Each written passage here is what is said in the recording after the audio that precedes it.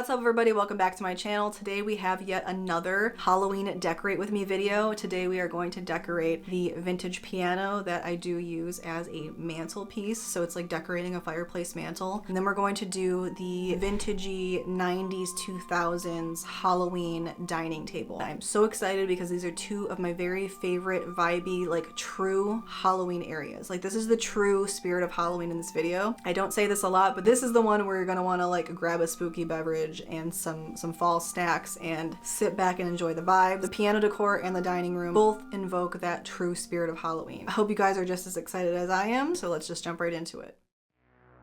First things first, you guys know the drill. We brought in all of the Halloween totes from the garage and sorted through all of our decor to see what we were in the mood to use this year. We actually brought in all of our decor earlier this season in August so we can get a head start. In case you missed it, I do have a video on my channel going through all of our bins and showcasing our entire Halloween decor collection, which contains a lot of pieces from like the 90s and 2000s. If that's something you guys would like to see, I'll share the link down below. It was so much fun. I did my usual layout of all of my most beloved pieces of decor. I always sort the statement pieces by color scheme and theme, just so I can feel organized and prepared for each area of the house that I'm decorating. This layout doesn't always show everything that I end up using, but it kind of serves as a blueprint for me to get started. I ended up shooting our Art Deco living room first, and then we got started on the piano.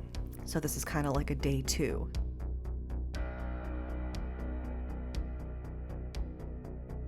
If you're new here, it's a tradition every year to dress up our old vintage piano for Halloween. Since we don't have a fireplace in this room, we like to use the piano in place of a mantle to be the main showpiece of the family room. I already added in some corn stalks with those opaque orange lights that I love so much to set the mood. I did stick to our theme of vintage Halloween with Sleepy Hollow and Trick or Treat as constant inspiration. I started off with the classic Headless Horseman statue and then added in our new Sleepy Hollow pieces from this year's haul throughout this process. The raven on the stack of books, some spooky trees, a very realistic and distressed handmade skull, and the corn stalks, of course, I feel all tie in that Sleepy Hollow feeling. We also decided to hang the classic Sleepy Hollow artwork on the wall above the piano. I get a lot of questions every year about the mantle scarf. I picked it up a few years ago from Home Goods. The brand escapes me at the moment, but I will have it listed in the description if you're interested in looking for it online. Throughout the process, I added in little pieces that just felt in-your-face Halloween. The haunted house, the orange and black witch, a vintage black cat, and of course, my favorite statement piece, the copper candle holder with the Halloween silhouette, paired with my very favorite set of fairy lights from Amazon placed inside. It doesn't feel like Halloween until I see this beautiful orange glow. The black feather boa was used once again as filler in the background. It creates a very subtle vignette that closes in some of the gaps of the decor, and of course, the look is never complete until we add in the fall leaf garland. You guys know I could go on and on about this, but I digress.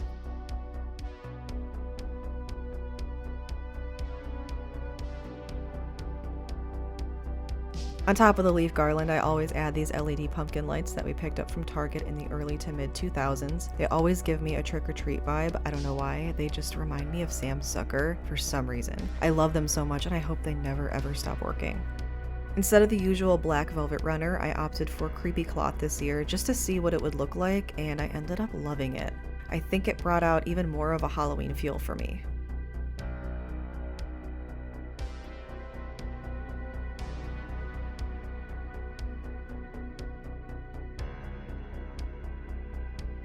I decided to put these vintage inspired characters on the lower half of the piano this year, and I think it was a great fit. I usually put them at the top, but I thought that they might break the immersion of that Sleepy Hollow vibe up there, so I moved things around until it looked right to me.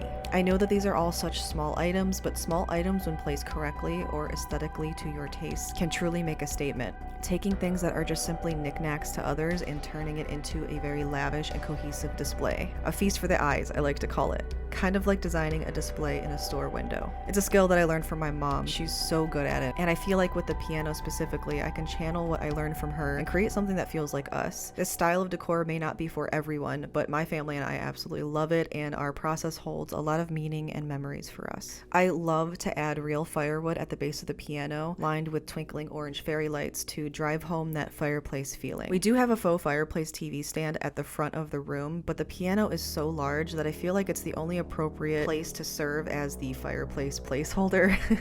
Say that 5 times fast. Fireplace placeholder, fireplace placeholder.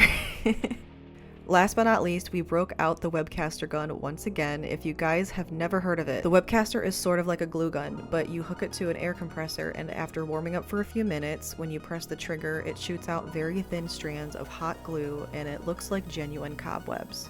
It is incredible, and it can take your decor from 0 to 100 in an instant. This is what they have used for many years on film sets and in haunted houses to give you those theatrical and realistic looking cobwebs.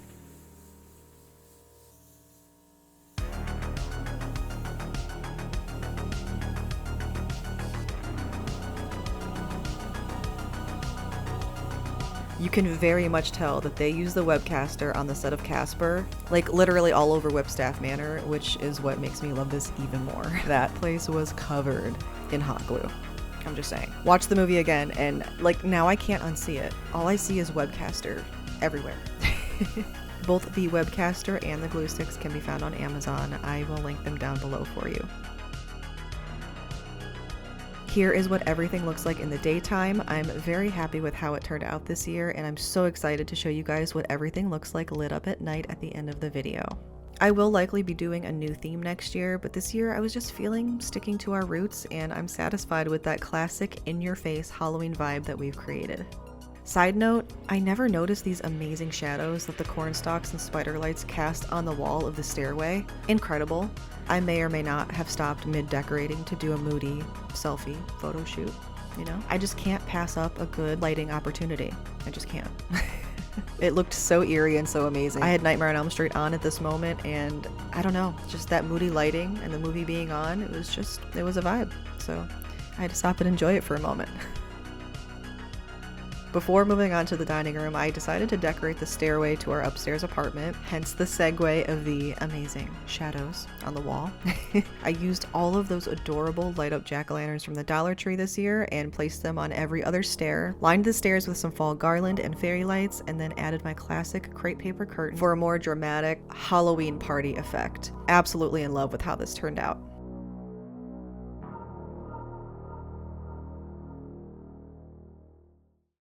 Moving on to the dining room, we are still going with that true vintage Halloween vibe, but kicked up a few notches. Some new things I added this year was an orange light curtain to the wall, framed by some black velvet curtains, and then peeking through the lights, I added these old school vintage cutouts to the wall to create a whimsical Halloween backdrop for the dining table. This is the place where we typically do our layout of foods and treats on Halloween night. I just wanted it to be even more in-your-face vintage Halloween, and I think all of it together really sets the scene. After dressing the table with my favorite vintage jack-o'-lantern tablecloth and this spiderweb tablecloth topper, I laid down this lovely orange lace runner. It just really ties the table together and sets a nice base for the tablescape.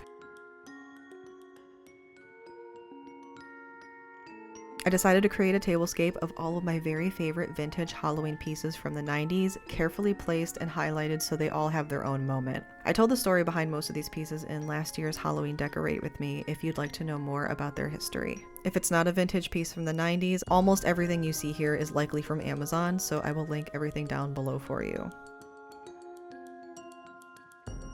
And then in the middle of decorating, I decided why not try out some fall leaf garland in this area. And I don't know what I was thinking trying to put it on the table when the table is already so busy, but then I was looking around and I figured, hey, we could maybe line the molding with this and it could look really cool. So that's what I did, and I think it turned out really nice. It added just a little extra oomph of fall in this area and kind of tied the different tones of orange and a touch of green together, and I really like how it looks. Next, you'll see that I did decide to change the order of which I placed these vintage characters on the wall. The more I looked at it, the more unbalanced it looked. I decided that the owl would look better in the middle, so after switching everything around, I think it looks a lot more balanced now and a lot more appealing to the eye. And yes, once again, we are doing that black on black, spiderweb on spiderweb action, and I'm not mad about it. Are you mad about it?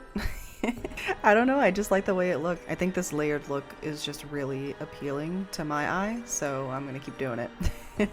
So once again, we are setting the table with these really amazing vintage inspired plates that I picked up from Amazon last year with these lovely black and orange buffalo check napkins, which just really scream in your face Halloween to me. I don't know what it is. Next, I added in these very gorgeous copper wine glasses with the Halloween silhouette that do kind of match that candle holder that's on the piano. So it does kind of tie in like the whole room together because our dining room and living rooms are conjoined. So it's a vibe. It's a vibe in real life and I absolutely love it. But I absolutely love the way this looks and I really enjoy fanning out the napkins. That's like my new thing. I don't know how I'm going to do napkins any other way, but fanning them out because it just looks so good. But I do love to fill these glasses with these LED light up ice cubes, and I usually like to leave it on the green setting because I think green is just the most Halloween-y setting on these ice cubes. So I like to set them to green and then top off the glass with just a little bit of green faux spider webs to give it that bubbling cauldron effect.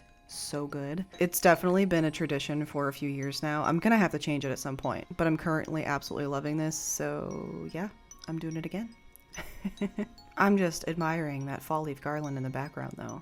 I mean, it always brings it all together. Never underestimate the power of fall leaf garland. But something new that I did pick up this year that I didn't get to show you guys in my haul were these matching pillow covers for these vintage plates. So you guys will see that in a moment. I bought a set of 4 to match the plates. I'm using them kind of just like a chair cushion, and I think it turned out really nice. These are some really nice pillow covers, so I will link them down below for you if you guys would like to check them out.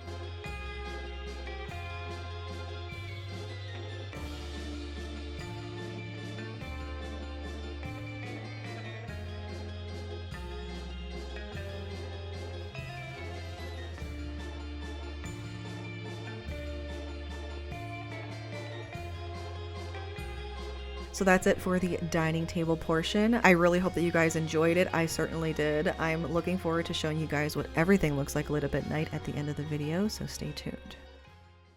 Thank you guys so much for watching. I hope that you really enjoyed it. Let me know in the comments below what part of the video was your favorite. I'm now going to show you guys what everything looks like lit up at night during the very vibey montage. So I hope that you guys enjoy. Take care of yourselves and I'll see you in the next one.